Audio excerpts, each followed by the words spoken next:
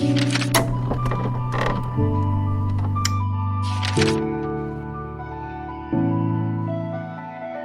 Students, स्वागत आपका आपके अपने यूट्यूब चैनल साइंस क्लासेस में, जिसके अंदर आज हम पढ़ेंगे is matter around the sphere का पार्ट सेकंड। जैसे कि आपको अपनी स्क्रीन पे दिख रहा है कि इसके अंदर आज हम 3 टॉपिक पढ़ेंगे: separating the components of a mixture, physical and chemical changes and types of pure substances.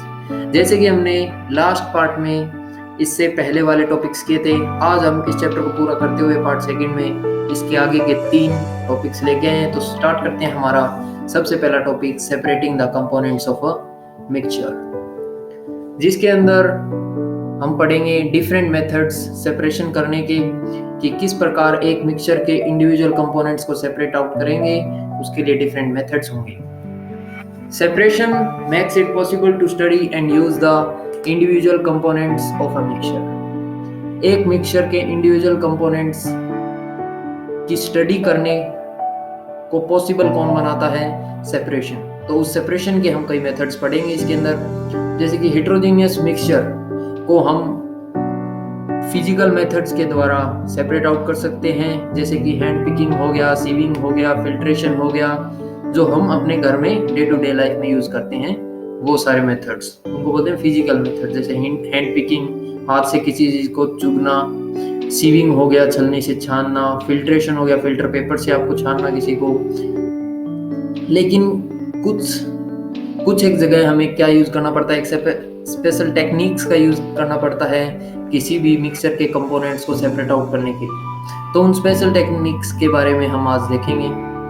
सबसे पहले बात आती है कि हम किस प्रकार एक ब्लू या ब्लैक इंक में से हम उस कलर्ड कंपोनेंट को किस प्रकार हम सेपरेट आउट करेंगे। तो उसके लिए मेथड कौन सा यूज होता है? उस मेथड को हम नाम बोलते हैं इवेपोरेशन। क्या बोलेंगे?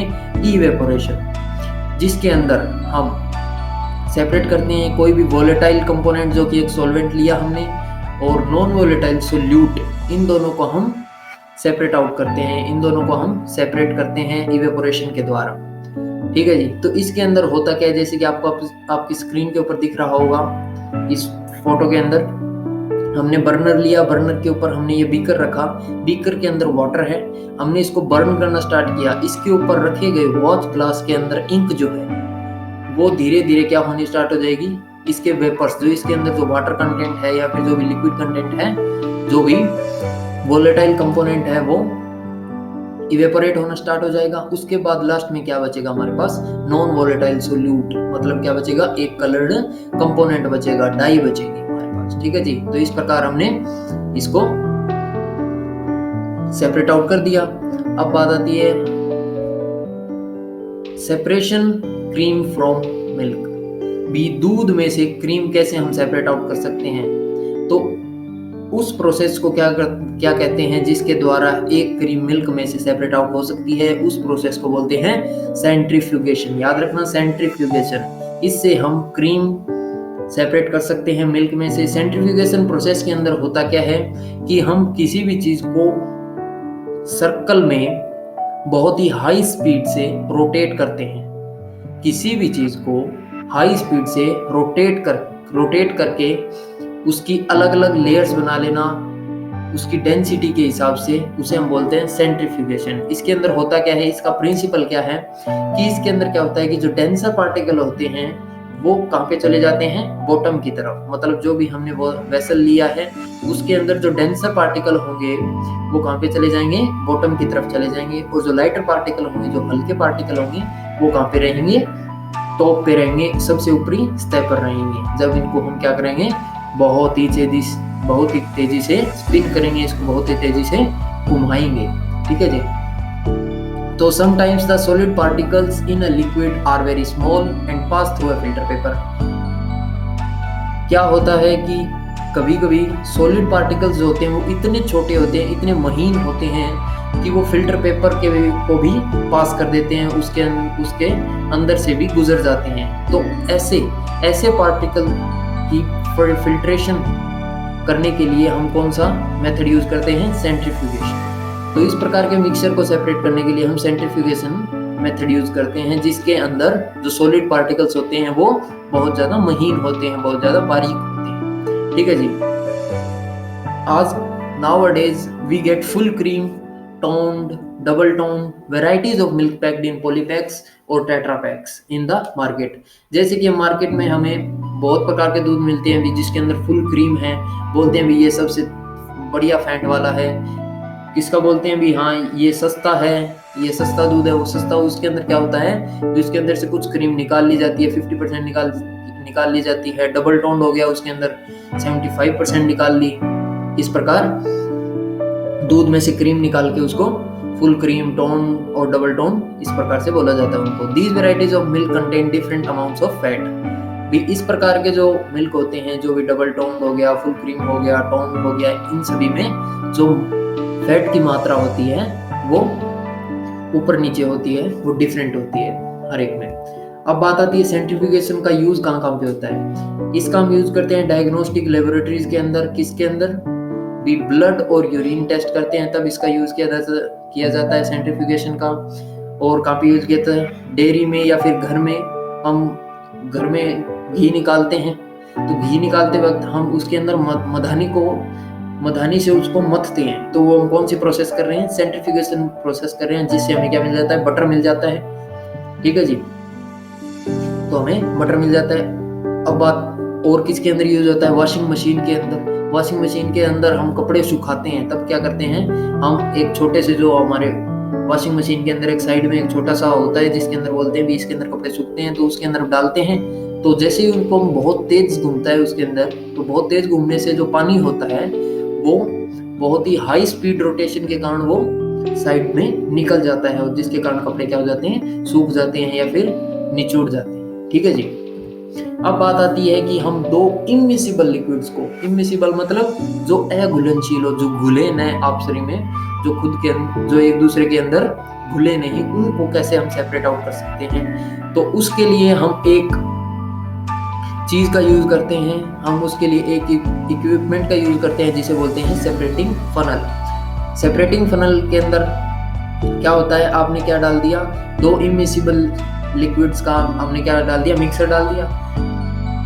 उसको आप थोड़ी देर के लिए छोड़ेंगे तो आपको उसके अंदर आपको क्या देखने को मिलेगी, उनकी दो अलग अलग लेयर्स देखने को मिलेगी। तो जो नीचे वाला पार्ट होता है उसको हम ये जो स्टॉप को इसके अंदर दिखाया गया है, इसको जैसे ही आप ओपन करोगे तो नीचे वाला पार्ट इसके बाहर निकल जाएगा, और जो ऊपर वाला पार्ट है वो अंदर रह जाएगा। तो उस अंदर वाले पार्ट को आप बाद में निकाल लें, तो बाद में जैसे ही आप उसको निकालेंगे तो आपको क्या मिल गया, ये दोनों सेपरेट आउट होकर मिल गए। तो आपने इन दोनों को क्या कर दिया, सेपरेट आउट कर दिया। तो ये दो इमिसिबल लिक्विड्स को हमने सेपरेट आउट कर लिया। अब बात आती है इमिसिबल लिक्विड्स होते कौन कौन से हैं, जो एक दूसरे में घुले नहीं, जैसे कि पानी हो गया और तेल हो गया, ये दोनों एक दूसरे में नहीं घुलते।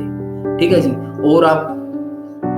और इस सेपरेटिंग फनल के एप्लीकेशंस क्या क्या है, इसके और कहाँ पे यूज होते हैं, ऑयल और वाटर को सेपरेट करने के लिए, और किसके लिए, जो और होते हैं, जो मिनरल्स और होते हैं, जिससे हम क्या ORE और, तो जिससे हम क्या प्राप्त करते हैं, अलग अलग प्रकार के मेटल्स को प्राप्त करते हैं। आयरन के जो और होते हैं उससे हम क्या निकाल लेते हैं, मोल्टन आयरन, उसके अंदर बॉटम में चला जाता है, जिससे हमें क्या मिल जाता है, आयरन मिल जाता है, जिससे हमें लोहा प्राप्त हो जाता है। ठीक है जी। तो इसी मेथड से हम क्या निकालते हैं, लोहा निकाल लेते हैं। ठीक है जी। अब इसके अंदर होता क्या है कि जो लाइटर स्लैग होती है, जो भी और होता है हमारे पास, जो लाइटर स्लैग होती है, स्लैग मतलब जो हमें नहीं चाहिए, तलछट जो हो गया, जो हमें नहीं चाहिए, जो खराब होता है, वो लाइटर स्लैग मतलब हल्का होता है, वो ऊपर रह जाएगा, और जो हमें मोल्टन आयरन है जो भारी होगा वो नीचे बॉटम पे आ जाएगा। तो जैसे ही हम अपनी स्टोव को खोलेंगे तो वो नीचे हमें मिल जाएगा। ठीक है जी। तो मोल्टन आयरन मेल्टेड फॉर्म में आ गया, मतलब लिक्विड सी की फॉर्म में आ गया। तो हमने उसको बाहर आके सुखा लिया, तो हमें क्या मिल गया, आयरन मिल गया। तो और जो लाइटर स्लैग था वो उसके अंदर, हमने उसको बाद में बाहर फेंक दिया। ठीक है जी। अब बात आती है कि आप एक सॉल्ट और कैम्फर, इन दोनों के मिक्सर को सेपरेट आउट कैसे करेंगे। जैसे कि आपको पता है कि कैम्फर जो होता है वो सॉलिड से सीधा गैसीय स्टेट में चला जाता है हीटिंग करने। ठीक है जी। कैम्फर जो होगा वो सॉलिड से सीधा गैस में चेंज होता है तो इस प्रोसेस को क्या बोलते हैं? सब्लिमेशन। तो सब्लिमेशन के द्वारा हम सोल्ट और कैम्फर को सेपरेट आउट कर सकते हैं। ठीक है जी। इसके अंदर होता क्या है कि इसके अंदर जो सब्लिमेबल वोलेटाइल कंपोनेंट है और नॉन सब्लिमेबल इम्प्योरिटी है। जैसे कैम्फर क्या है? सब्लिमेबल वोलेटाइल कंपोनेंट, और नॉन सब्लिमेबल इम्प्योरिटी कौन सी है? सोल्ट। तो इन दोनों को अलग अलग करने के लिए हम कौन सा प्रोसेस करते हैं? सब्लिमेशन। इसके अंदर जो कैम्फर होता है, कैम्फर सोल्ट, जैसे हम उसको हीट करेंगे तो कैम्फर तो सीधा जो सॉलिड होगा उससे सीधा किस में चेंज हो जाएगा? गैस में चेंज हो जाएगा। तो उसके बाद बचेगा क्या? सोल्ट बचेगा। तो हमने क्या कर लिया? सेपरेट आउट कर लिया कैम्फर और सोल्ट को। देखिए इसके अंदर, इस डायग्राम के अंदर आपको सब दिखाया गया। जैसे आपने इन दोनों के मिक्सर को बर्न किया, mixer of camphor and salt को गर्म किया, हीट किया, उसके बाद कैम्फर के वेपर्स बने, सीधा सब्लाइम हो गया ये। ठीक है जी। सब्लाइम मतलब इसने सॉलिड से सीधा वेपर में आ गया, गैस में कन्वर्ट हो गया। तो इसके बाद इसने क्या किया? ये सॉलिडिफाइड हो गया। ऊपर ये कहाँ पे जम गया? जाके फनल, जो इन्वर्टेड फनल है, इसके यहाँ पे जाके जम गया, सॉलिडिफाइड हो गया। ठीक है जी। तो हमने सॉलिडिफाइड कैम्फर अलग कर दिया और जो सोल्ट था वो हमने अलग कर दिया, तो हमें मिल गया। ठीक है जी। और किसके अंदर यूज होता है इसका? तो इसी प्रकार के कुछ और एग्जाम्पल है, जैसे कि अमोनियम क्लोराइड हो गया, नेफ्थलीन हो गया, एंथ्रासीन हो गया। इन सभी को सेपरेट आउट करने के लिए हम इसका यूज कर लेते हैं। ठीक है जी। अब बात आती है कि क्या जो ब्लैक इंक होती है या फिर डाई होती है उसके अंदर एक ही कलर प्रेजेंट होता है? ऐसा नहीं है, उसके अंदर अलग अलग कलर प्रेजेंट है। तो इस बात को जानने के लिए हम क्या करते हैं? हम एक प्रोसेस का यूज करते हैं, हम एक टेक्निक का यूज करते हैं। वो कौन सी है? क्रोमेटोग्राफी। इसके अंदर हम क्या यूज करते हैं? हम क्रोमेटोग्राफिक पेपर लेते हैं, उसका यूज करते हैं, जिसके द्वारा हम उसके अलग अलग कंपोजिशन ऑफ कलर को अलग अलग कर देते हैं। ठीक है जी। तो ये प्रोसेस क्या करती है? जो किसी भी मिक्सर के कंपोनेंट्स को सेपरेट आउट करती है। ठीक है जी। एक्चुअली इसका नाम क्रोमेटोग्राफी क्यों रखा गया? क्योंकि इसमें जो क्रोमा नाम है, CHROMA, ग्रीक में इसकी स्पेलिंग होती है KROMA, जिसका अर्थ क्या होता है? कलर। क्रोमा क्या होता है? कलर। तो कलर सबसे पहले इसका यूज इसलिए किया गया था कि सेपरेशन ऑफ कलर्स को सेपरेट आउट करने के लिए इस टेक्निक का यूज किया गया था। तो इसको क्या बोल दिया हमने? क्रोमेटोग्राफी। ठीक है जी। Chromatography is the technique used for separation of those solute that dissolve in the same solvent. कहने का क्या मतलब है कि ये उन सोल्यूट्स को सेपरेट आउट करने का काम करती है जो एक ही सॉल्वेंट के अंदर डिसॉल्व्ड है। ठीक है जी। Due to advancement, new techniques of chromatography is available. तो एडवांसमेंट के कारण क्या होता है कि अलग अलग प्रकार की क्रोमेटोग्राफिक टेक्निक्स आ गई हैं। जैसे कि इसके अंदर आपको दिखाया गया है कि हमने एक ब्लैक इंक का डॉट किसके ऊपर लगा दिया? स्ट्रिप ऑफ फिल्टर पेपर के ऊपर हमने लगा दिया इसका एक डॉट। तो इसके बाद क्या होगा? जैसे ही हमने इसको वाटर के अंदर रखा, तो वाटर के अंदर रखेंगे तो जैसे जैसे पानी इसमें ऊपर की ओर जाएगा, तो ये जो ब्लैक इंक जो हमने स्पॉट ऑफ इंक लगाया है, इसके धीरे धीरे कलर सेपरेट आउट होके फिल्टर पेपर के अंदर ये फैल जाएंगे। तो हमें इसके अलग अलग कलर हमें विजिबल होंगे, इसके अंदर कौन कौन से अलग अलग कलर हैं। तो इस टेक्निक को क्या बोलते हैं? क्रोमेटोग्राफी। अब बात आती है इसकी एप्लीकेशन की। अब एप्लीकेशन इसका, तो ये किस चीज में काम आती है? एक सेपरेट आउट क्या करने के लिए? डाई के कलर को सेपरेट आउट करने के लिए। और क्या? जो नेचुरल कलर्स के पिगमेंट्स हैं, नेचुरल कलर के अंदर जो पिगमेंट्स हैं उनको सेपरेट आउट करने के लिए। और किसको? ड्रग्स फ्रॉम ब्लड के अंदर से जो ड्रग्स होती है उसको भी सेपरेट आउट करने के लिए हम किसका यूज करते हैं? क्रोमेटोग्राफी का। ठीक है जी। अब हमारे पास अगली प्रोसेस, जिसके द्वारा हम दो मिसिबल लिक्विड्स को भी अलग कर सकते हैं। मिसिबल मतलब जो एक दूसरे के अंदर घुलनशील हैं, जो एक दूसरे के अंदर घुल सकते हैं, उनको भी हम सेपरेट आउट कर सकते हैं। कौन सी? उस प्रोसेस को क्या नाम है? उस मेथड का क्या नाम है? Distillation process. Distillation process. इसके अंदर क्या हो जाता है? It is used for the separation of components of a mixture containing two miscible liquids. ये किसके लिए यूज होता है? उन कंपोनेंट्स मिक्सचर के उन कंपोनेंट को सेपरेट आउट करने के लिए जो मिसिबल लिक्विड्स के अंदर प्रेजेंट है, मतलब जो दो एक दूसरे के अंदर घुले हुए हैं। ठीक है जी। कैसे करते हैं? That boil without decomposition and have sufficient difference in their boiling points. और उनके अंदर क्या होता है कि जो बॉइलिंग पॉइंट जो होता है वो उनके बीच में सफिशिएंट डिफरेंस होना चाहिए। ठीक है जी। मतलब भी एक का बॉइलिंग पॉइंट कितना है 25 केल्विन और दूसरे का बॉइलिंग पॉइंट कितना है, कितना होना चाहिए 100 केल्विन। तो इतना डिफरेंस तो होना चाहिए। ठीक है जी। उनके बीच में आगे लिखा भी हुआ है जैसे कि 25 केल्विन उनके बीच में डिफरेंस होना चाहिए, इससे कम नहीं होना चाहिए बॉइलिंग पॉइंट के बीच में डिफरेंस। तो अगर इससे नीचे है तो हम डिस्टिलेशन का प्रोसेस उसके लिए नहीं यूज कर सकते। ठीक है जी। To separate a mixture of 2 or more miscible liquids for which the difference in boiling points is less than 25 kelvin. ठीक है। अब fractional distillation process is used, तो उसके लिए कौन सी यूज की जाती है? Fractional distillation process. ठीक है जी। तो एग्जांपल क्या है, जैसे कि आप डिफरेंट गैसेस है हवा के अंदर, उनको सेपरेशन करने के लिए इसका यूज किया जाता है डिस्टिलेशन का, फ्रैक्शनल डिस्टिलेशन का यूज किया जाता है। और different fractions from petroleum products, जो पेट्रोलियम प्रोडक्ट्स होते हैं उनके अलग अलग कंपोनेंट्स को निकालने के लिए भी फ्रैक्शनल डिस्टिलेशन प्रोसेस का यूज किया जाता है। ठीक है जी। जो अपार्टस होता है, जो फ्रैक्शनल डिस्टिलेशन प्रोसेस का अपार्टस होता है वो सिमिलर सा ही होता है किसके? सिंपल डिस्टिलेशन प्रोसेस के।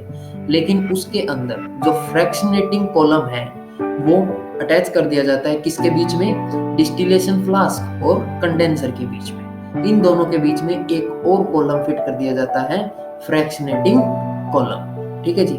तो उस पार्टस को क्या बोल दिया जाता है?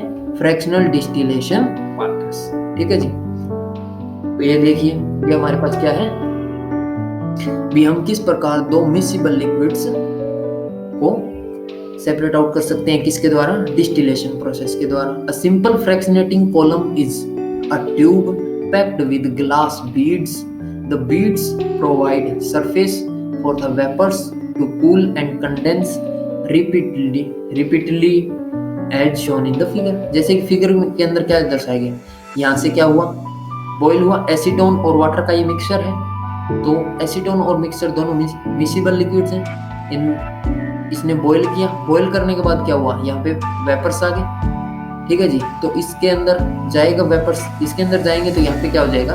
कंडेंस होना स्टार्ट हो जाएंगे। यहाँ पे क्या है, ये वाटर कंडेंसर लगा हुआ है। ठीक है जी। तो ये यहाँ पे लिक्विड के फॉर्म में आ जाएगा क्या? एसीटोन। एसीटोन जैसे ही वेपर के फॉर्म में गया, वाटर का बॉइलिंग पॉइंट एसीटोन से ज्यादा है। ठीक है जी। इसलिए एसीटोन पहले बॉयल हो गया। बॉयल होने के कारण क्या हुआ, उसके वेपर्स कहाँ पे आ गए? यहाँ पे कंडेंस होने के बाद कहाँ पे आ गए? लिक्विड की फॉर्म में हमने इसको अलग कर दिया। तो ये क्या हो गया? सेपरेट आउट हो गए दोनों। ठीक है जी।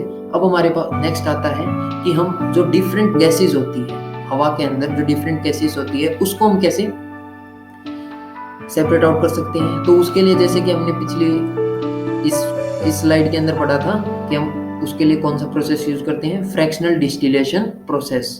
तो उसके बारे में हम पढ़ेंगे। जैसे कि एयर क्या होती है? एक होमोजीनियस मिक्सचर है। ठीक है जी। होमोजीनियस मिक्सचर है and can be separated into its components.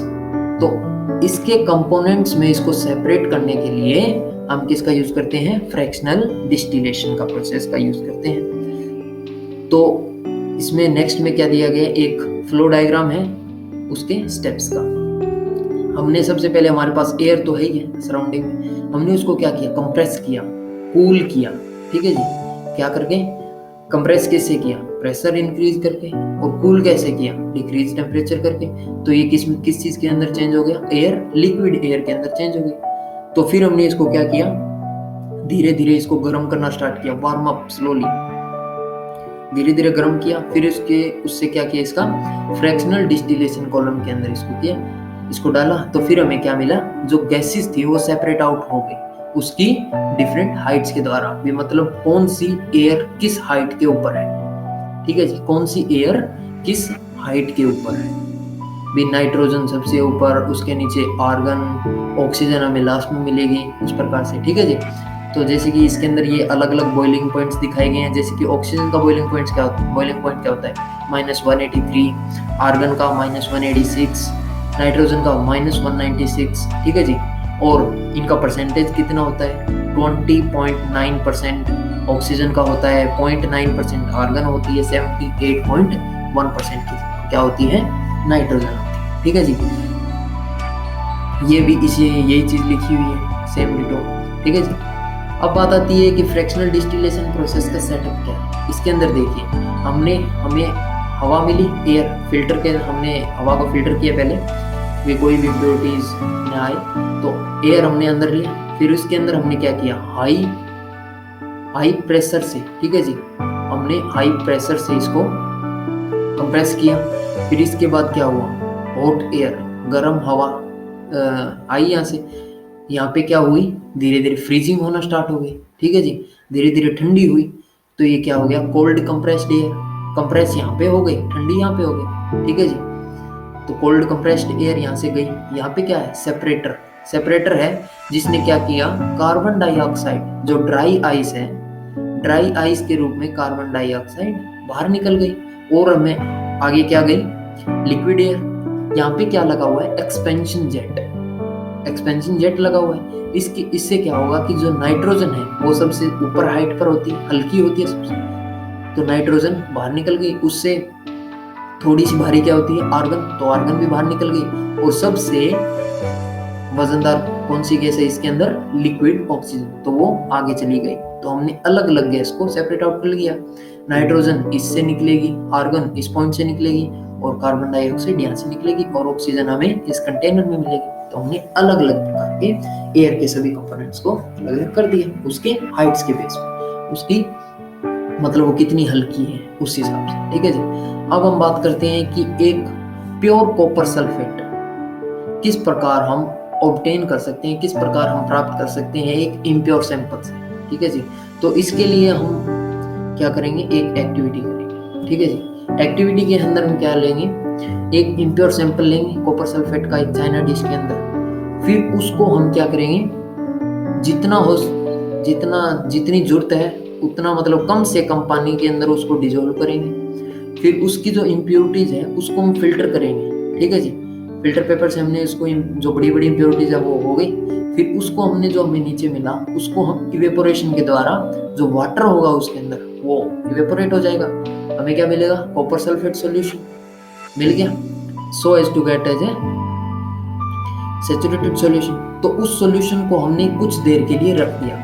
ठीक है जी। Cover the solution with the filter paper से हमने उसको ढक दिया। तो हमने इसको रूम टेम्परेचर के ऊपर एक दिन के लिए बिना डिस्टर्ब किए उसको वहां पे रख दिया। फिर आपने अगले दिन जाके उसके अंदर आपको क्या मिलेगा कि जो कॉपर सल्फेट था उसके क्या बन गए, क्रिस्टल्स बने हुए आपको मिलेंगे। ठीक है जी। तो इस प्रोसेस को क्या बोलते हैं, क्रिस्टलाइजेशन। जैसे कि कॉपर सल्फेट निकालने के लिए हमने किस टेक्निक का यूज किया, क्रिस्टलाइजेशन। अब बात करते हैं क्रिस्टलाइजेशन क्या होती है। The crystallisation method is used to purify solids को प्यूरिफाई करने के लिए क्रिस्टलाइजेशन का यूज होता है। एग्जांपल ले लीजिए, जैसे कि सॉल्ट जो कि हम समुद्री पानी से लेते हैं, तो उसके अंदर भी बहुत सारी इम्प्योरिटीज होती है। तो उन इम्प्योरिटीज को रिमूव करने के लिए हम क्रिस्टलाइजेशन का यूज करते हैं। Crystallisation is a process that separates a pure solid in the form of its crystals from a solution.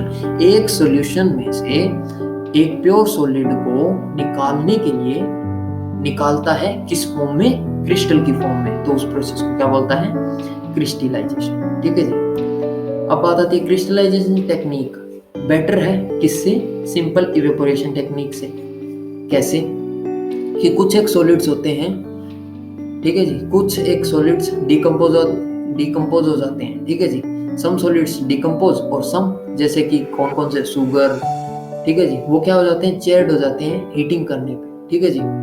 Heating करने पे वो चेयर्ड से हो जाते हैं, चिपचिपे से हो जाते हैं, वो डिकम्पोज नहीं हो पाते। ठीक है जी।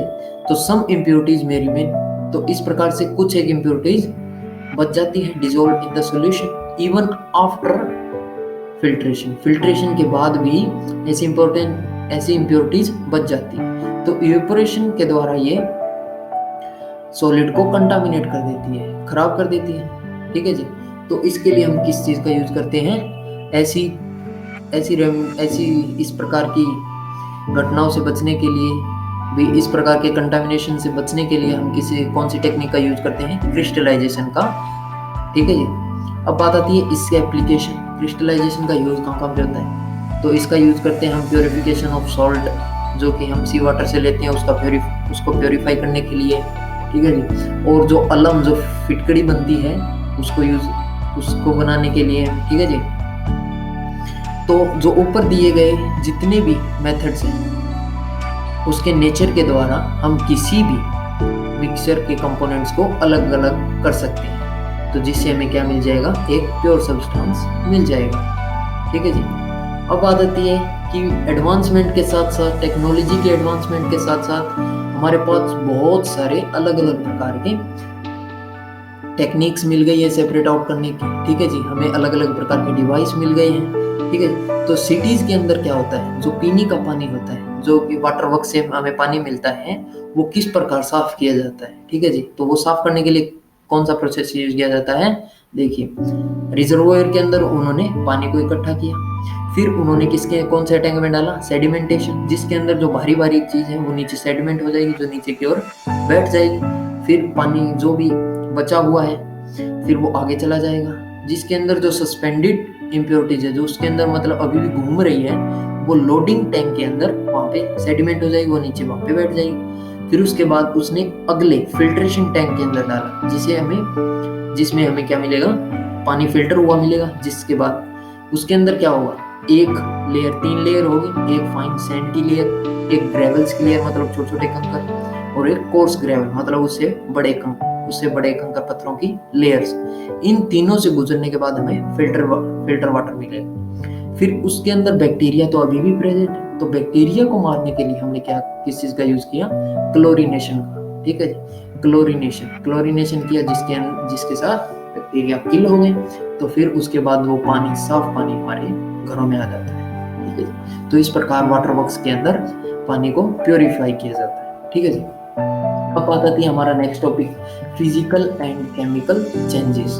फिजिकल एंड केमिकल चेंजेस क्या होता है? जैसे कि जो कि प्रॉपर्टीज है, हार्डनेस हो गया, कलर हो गया, रिजिडिटी हो गया, फ्लूइडिटी हो गया, डेंसिटी हो गया, मेल्टिंग पॉइंट हो गया, बॉइलिंग पॉइंट हो गया, ऐसी बहुत सी, ये सारी प्रॉपर्टीज कौन कौन सी है? ये सारी फिजिकल प्रॉपर्टीज है। ठीक है जी।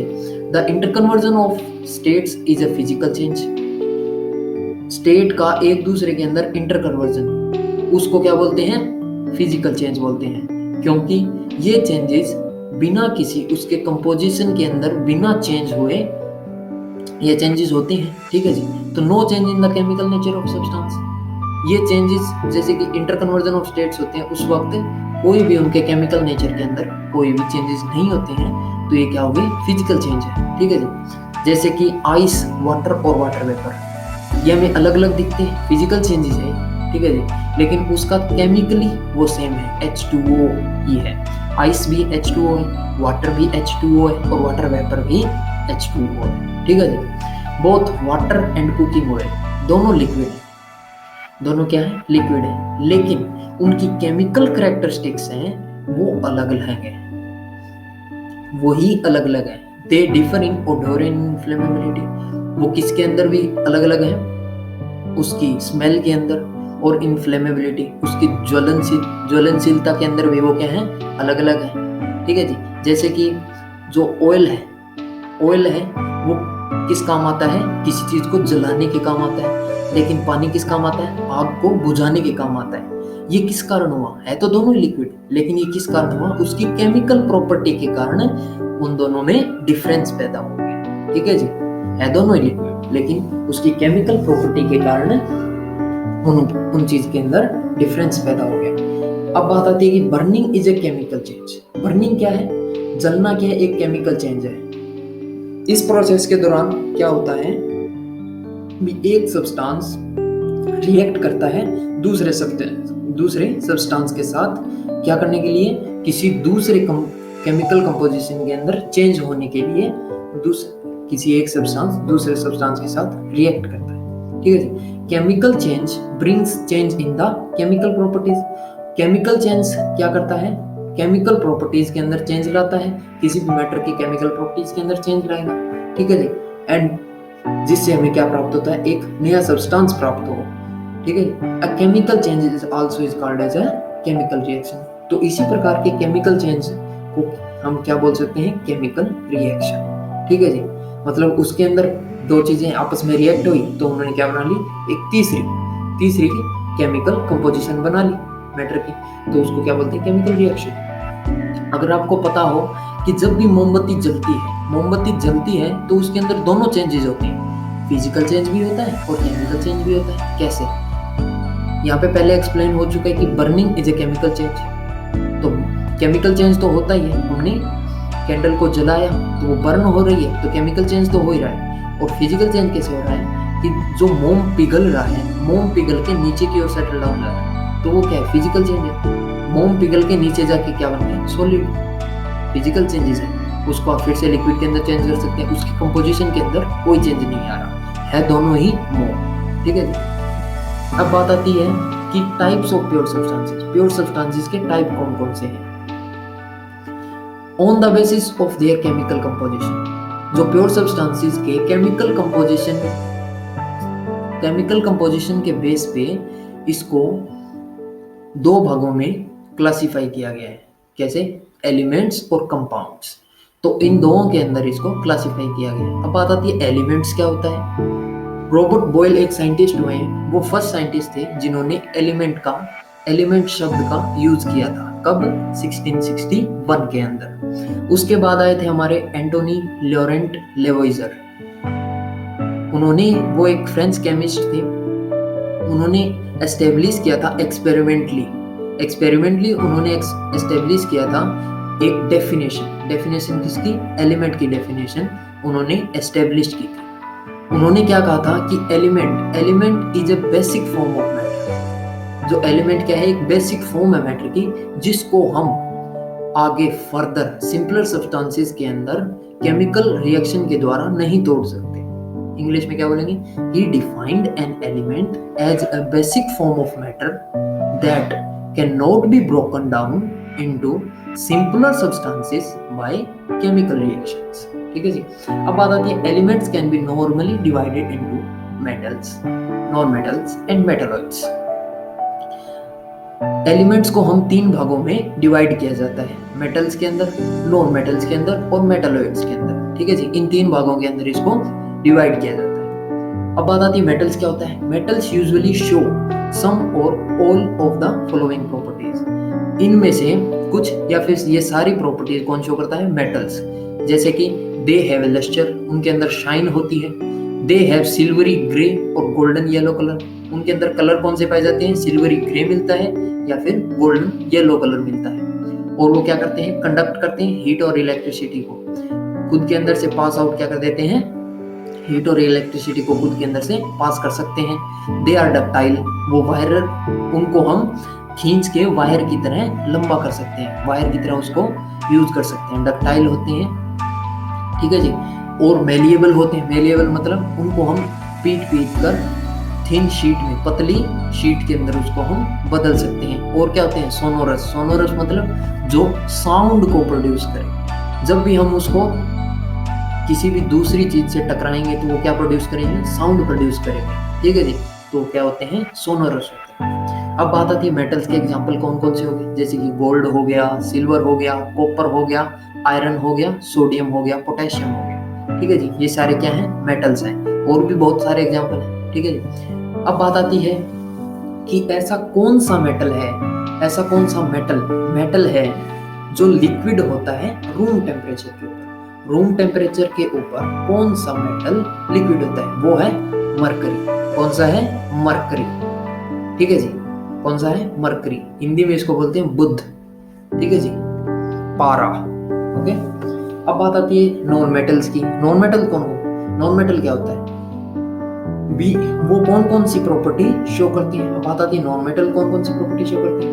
उनकी कलर्स कौन से होते हैं, वैरायटी होती है उनके कलर्स में, मतलब बहुत सारे कलर्स में मिल सकते हैं नॉन मेटल्स, ठीक है जी। और वो इलेक्ट्रिसिटी और हीट के क्या है, पुअर कंडक्टर, मतलब वो खुद के अंदर से हीट और इलेक्ट्रिसिटी को पास नहीं कर सकते।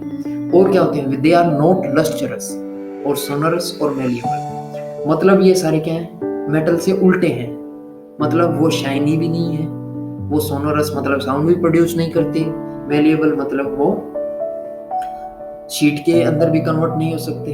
ठीक है जी। अब बात आती है नॉन मेटल होते कौन कौन से, एग्जांपल देख लीजिए, हाइड्रोजन हो गया, ऑक्सीजन हो गया, आयोडीन हो गया, कार्बन हो गया, कार्बन के अंदर कोल और कोक जो हम घर में यूज कर सकते हैं, बहुत सी जगह पे यूज किया जाता है। ठीक है जी। ब्रोमाइन हो गया, क्लोरीन हो गया, एटसेट्रा। ठीक है जी। अब बात आती है some elements have intermediate properties, लेकिन कुछ एक ऐसे एलिमेंट्स भी होते हैं जो इन दोनों के बीच की प्रॉपर्टी भी शो करते हैं, नॉन मेटल्स और मेटल्स के बीच की प्रॉपर्टी शो करते हैं। वो कौन से हैं, मेटलॉइड्स। उन एलिमेंट्स को क्या बोलेंगे हम, मेटलॉइड्स। जैसे कि एग्जांपल देख लीजिए, बोरोन हो गया, सिलिकॉन हो गया, जर्मेनियम हो गया, और भी एटसेट्रा। ठीक है। The number of elements known at a present are more than 100। वर्तमान में हम कितने एलिमेंट्स हैं, 100 से ज्यादा मिलेंगे आपको, जिसके अंदर 92 एलिमेंट्स क्या है, नेचुरली, जो नेचुरली पाए जाते हैं, और जो जितने भी और आगे बनेंगे या फिर बन चुके हैं वो सारे क्या है, मैन मेड है। 92 ही हैं जो नेचुरली होते हैं। ठीक है। अब majority of elements are solid, जबकि ज्यादातर जो एलिमेंट्स हैं वो सारे क्या हैं, सॉलिड की फॉर्म में है। ठीक है जी। 11 एलिमेंट्स कितने हैं, गैसियस स्टेट में मिलते हैं रूम टेम्परेचर के ऊपर। 11 elements are gaseous state at a room temperature. Okay. अब 2 एलिमेंट ऐसे होते हैं जो लिक्विड स्टेट में मिलते हैं रूम टेम्परेचर के ऊपर। वो कौन कौन से हैं, मरकरी और ब्रोमीन। मरकरी तो क्या है, मेटल, मरकरी क्या है, मेटल, और ब्रोमीन क्या है, नॉन मेटल। ठीक है जी। ये दोनों, अगर आपसे पूछा जाए कि वो कौन सा नॉन मेटल है जो रूम टेम्परेचर के ऊपर लिक्विड पाया जाता है, तो वो कौन सा होगा, ब्रोमीन। और वो कौन सा मेटल है जो लिक्विड की फॉर्म में पाया जाता है, वो होता है मरकरी। ठीक है जी। अब बात आती है एलिमेंट्स, कौन कौन से एलिमेंट्स, गैलियम हो गया, सीजियम हो गया। ये दोनों अगर इनको रूम टेम्परेचर से थोड़ा सा भी, स्लाइटली थोड़ा सा भी, रूम टेम्परेचर से थोड़ा सा भी ऊपर अगर इनको टेम्परेचर दिया जाए ना, तो वो क्या हो जाते हैं, लिक्विड के अंदर कन्वर्ट हो जाते हैं। कौन कौन से एलिमेंट्स, गैलियम और सीजियम। याद रखना, गैलियम और सीजियम अगर इनको थोड़ा सा भी रूम टेम्परेचर से ऊपर टेम्परेचर दिया जाए, जैसे कि रूम टेम्परेचर कितना होता है, 300 केल्विन। ठीक है जी। अगर इनको 303 केल्विन भी दे दें तो ये क्या हो जाएंगे, लिक्विड के अंदर चेंज हो जाएंगे। ठीक है जी।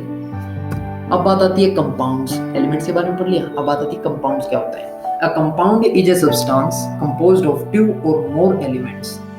कंपाउंड क्या होता है, वो सब्सटेंस है जिसके अंदर 2 या 2 से अधिक एलिमेंट्स पाए जाते हैं, केमिकली कंबाइंड होते हैं वो एलिमेंट्स। ठीक है जी, एक दूसरे के साथ, और उनका जो प्रोपोर्शन होता है भी, ये एलिमेंट कितना होगा और ये एलिमेंट कितना होगा, वो एक फिक्स होगा। ठीक है जी। एग्जांपल देख लीजिए, H2O किसका केमिकल फॉर्मूला है, वाटर का।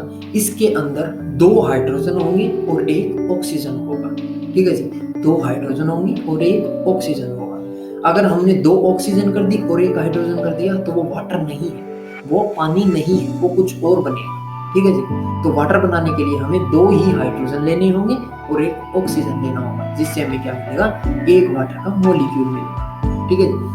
अब H2SO4 सल्फ्यूरिक एसिड, इसके अंदर 2 हाइड्रोजन है, 1 सल्फर है और 4 ऑक्सीजन है। अब CO2 कार्बन डाइऑक्साइड, इसके अंदर 1 कार्बन है और 2 क्या है, ऑक्सीजन। ठीक है। अब बात आती है कि मिक्सचर और कंपाउंड के बीच में डिफरेंस आउट करने के लिए हम एक एक्टिविटी करेंगे। ठीक है जी। एक्टिविटी कैसे करेंगे, देखिए आप गैस ऑब्टेन, हमें कौन सी गैस, हमने क्या किया, मिक्स और क्रशिंग की, किसकी, आयरन फिलिंग्स और सल्फर पाउडर की। हमने सल्फर पाउडर लिया और आयरन फिलिंग्स ली, उनको हमने मिक्स किया और क्रश किया। ये ग्रुप 1 हो गया।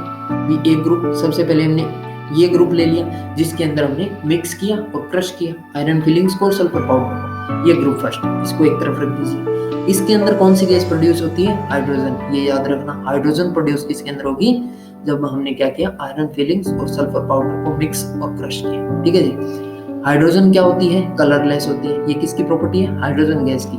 कलरलेस होती है, ओडोरलेस होती है। ओडोरलेस मतलब स्मेल रहित, जिसके अंदर कोई भी खुशबू नहीं होती, कोई भी बू नहीं होती, ठीक है जी। और क्या होती है, कंबस्टिबल, जो आग जिससे हम लगा सकते हैं, कंबस्टिबल होती है।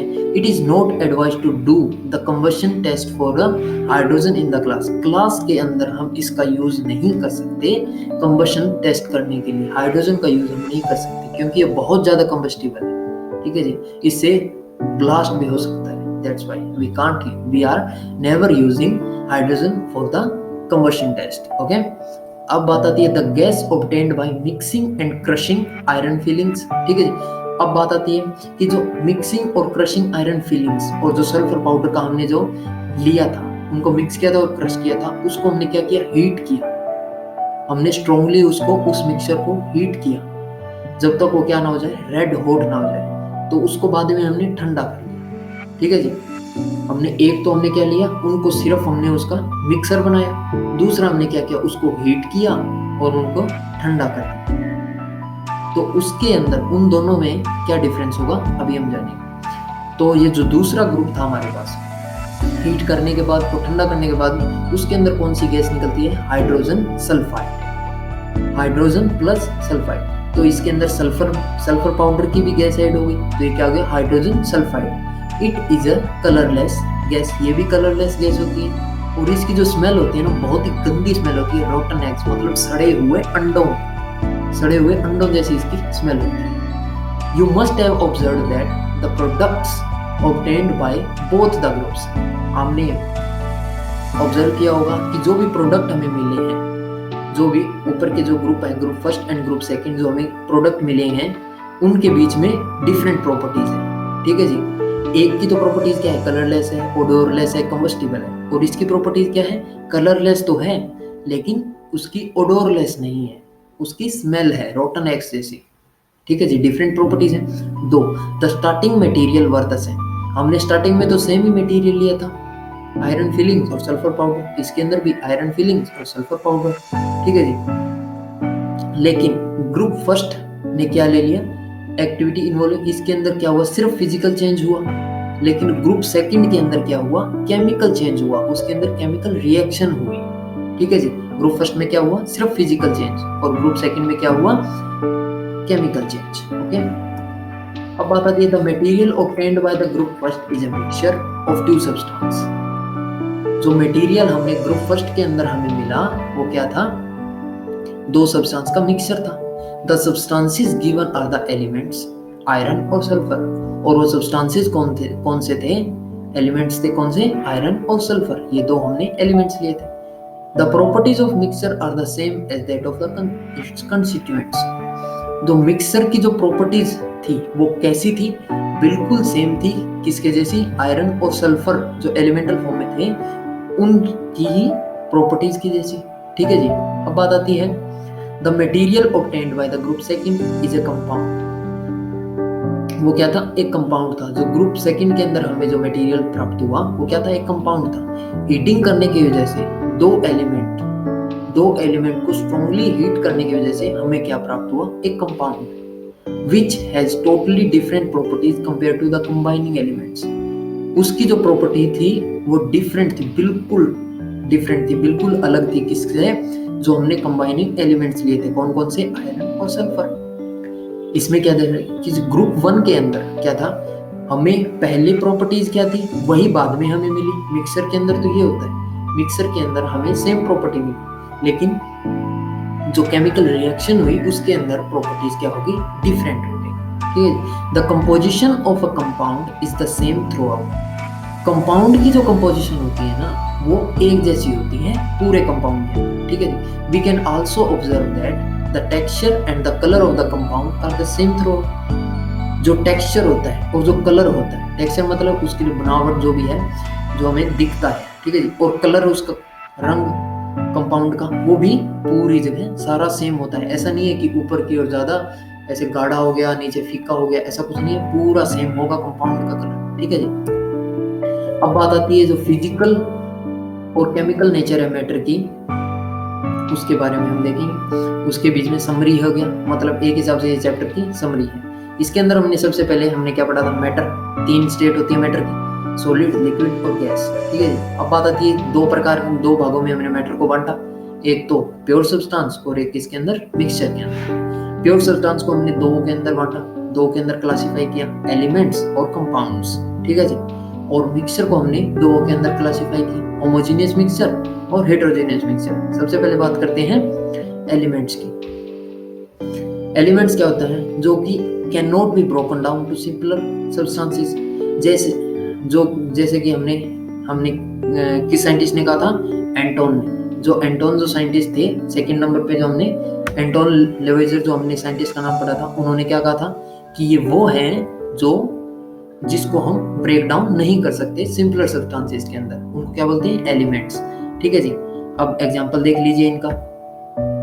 एग्जाम्पल क्या क्या है? कॉपर हो गया, oxygen, iron, hydrogen, mercury etcetera. ये किस चीज के एग्जाम्पल है? एलिमेंट्स के। अब बात आती है कंपाउंड्स की। कंपाउंड्स के अंदर क्या होता है? फिक्स्ड कंपोजिशन होती है, उनको हम ब्रोक कर सकते हैं, उनको हम तोड़ सकते हैं एलिमेंट्स के अंदर केमिकल और इलेक्ट्रोकेमिकल रिएक्शंस के द्वारा। एग्जाम्पल देख लीजिए, वाटर के अंदर दो हाइड्रोजन और एक ऑक्सीजन, वाटर को हम तोड़ सकते हैं दो हाइड्रोजन के अंदर और एक ऑक्सीजन के अंदर, जबकि एलिमेंट को हम और ज्यादा तोड़ नहीं सकते। और कंपाउंड से एग्जांपल मीथेन, CH4, शुगर हो गया, सॉल्ट हो गया एटसेट्रा। ठीक है जी। अब बात आती है होमोजेनियस मिक्सचर। सबसे पहले बात आती है मिक्सचर। मिक्सचर कैसा है? एक नॉन फिक्स्ड कंपोजिशन, मतलब इसके अंदर जरूरी नहीं है भी दोनों की कंपोजिशन जो होती है फिक्स होती है। भी हमने चीनी इतनी ली, चाय इतनी ही लेनी है, ऐसा जरूरी नहीं है। हमें जब जैसा दिल करे हम उस प्रकार का मिक्सचर बना सकते हैं। ठीक है जी। अब बात है होमोजेनियस मिक्सचर क्या होते हैं? जिसके अंदर यूनिफॉर्म कंपोजिशन होता है। ठीक है जी। और हेटेरोजेनियस क्या होता है? Non uniform composition. Uniform composition वाला कौन सा? Homogeneous mixture. और यूनिफॉर्म कंपोजिशन वाला होमोजेनियस और नॉन यूनिफॉर्म कंपोजिशन वाला हेटेरोजेनियस। यूनिफॉर्म मतलब सेम, जिसके अंदर कंपोजिशन चले। मतलब पहले हमने क्या लिया?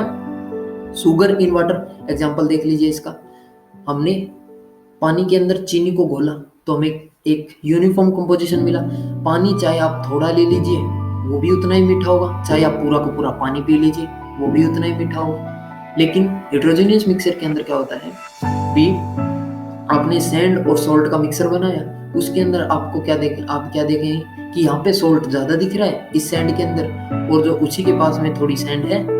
मिक्सचर तो दोनों ही है, लेकिन वहाँ पे सैंड क्या है? थोड़ी ज्यादा है, मिक्सर वो सॉल्ट कम है। तो इस प्रकार हेटेरोजेनियस मिक्सचर और homogeneous mixture. Homogeneous mixture having uniform composition and heterogeneous mixture have non uniform composition. ठीक है जी।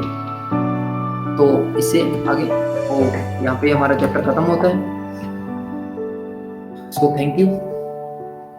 तो जैसे कि हमने इस वीडियो के अंदर हमने क्या पढ़ा? Is matter around the sphere का पार्ट सेकंड, जिसके अंदर हमने 3 टॉपिक्स पढ़े, separating the components of a mixture and physical and chemical changes and types of pure substances. So मेरी वीडियो देखने के लिए धन्यवाद।